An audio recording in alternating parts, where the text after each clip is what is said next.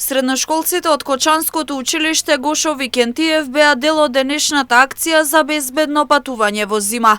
На сите учесници во сообраќајот им се посочи важноста за поседување зимска опрема во возилата, како и прилагодување на препорачаната брзина во зимски услови.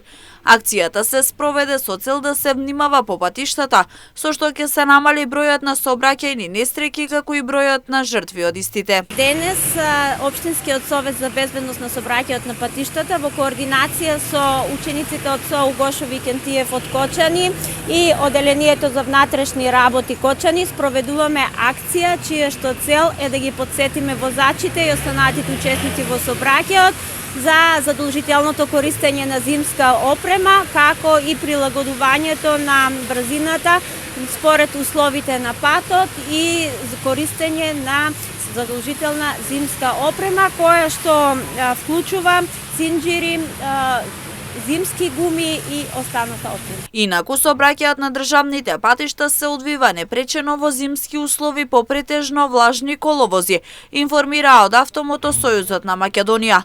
И оттаму подсетуваат дека од 15 ноември започна законската обврска за задолжително поседување на зимска опрема во возилата без оглед на моменталната временска состојба.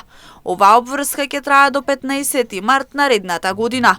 Од Автомотосојузот на Македонија препорачуваат прилагодена брзина на движење, почитување на поставената сообраќајна сигнализација и внимателно управување со возилата, особено на патиштата низ котлините, речните долини и клисурите, каде има можност од појава на одрони. Ова во истокот посебно се однесува за делниците Виница, Берово и Кочани Делчево.